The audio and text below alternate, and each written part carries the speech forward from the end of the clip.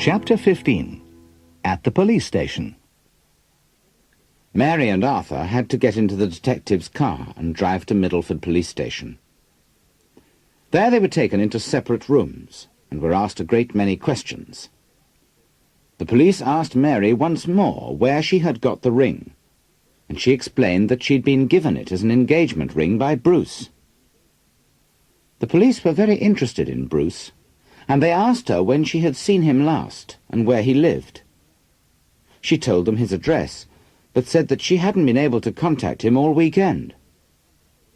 They then told her that the ring that she'd been given was one of the rings that had been stolen in the recent robbery at the Westland Bank in Middleford. They asked her if she had a photograph of Bruce, and she told them she had, and the police asked her if she would give it to them. Then they told her not to leave Middleford. They asked her if she would mind having her fingerprints taken, and she told them she had nothing to hide and agreed.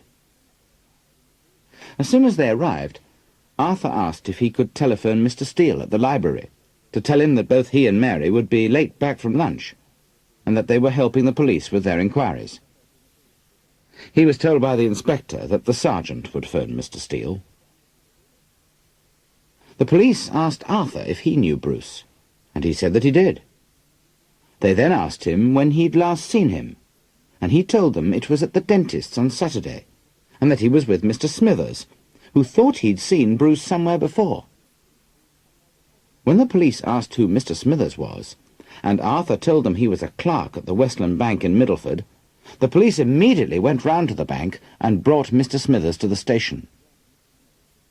When Mr. Smithers was shown Bruce's photo, he told the police that he recognized the man he had seen at the dentist's. He also told them that one of the bank robbers had had a moustache and a gold watch just like Bruce's. After a couple of hours, they were all allowed to leave. Mr. Smithers went back to the bank, and Mary and Arthur returned to the library. Ah, you're back at last. Would you mind telling me what all this is about? This afternoon's been terrible. Oh, Arthur, could you explain to Mr. Steele what's happened? I'm much too upset. Would you excuse me for a moment, Mr. Steele? All right, off you go, but don't be too long. Now, Arthur, what's the trouble? Well, it's all rather extraordinary, Mr. Steele. We just had lunch at the Sunny Snack Bar, and Mary wanted to go to the jeweller's to collect her engagement ring. Mm-hmm. It appears that it's one of the rings that was stolen from the bank the other day. Well, bless my soul. Yes, and it looks as if Bruce Fanshaw's a crook. Oh, dear. Poor Mary. Perhaps she'd better go home. I suppose we could manage without her. Here she is now. Look, Arthur has told me more or less everything, Mary. I expect you're feeling a bit upset. Would you like to take the rest of the afternoon off?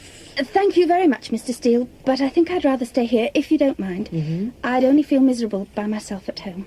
Well, just as you like. Are you sure you don't want to go home? Yes, quite sure, thank you, Mr. Steele. If I do some work, it'll take my mind off my problems. All right, then. Ah, that's the phone ringing. I must get back to my office. Well, you've been very understanding, Arthur.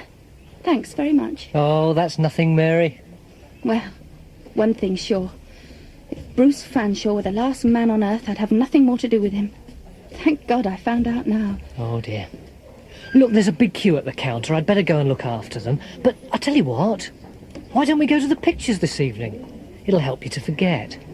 Oh, that's a marvellous idea. I'd love to.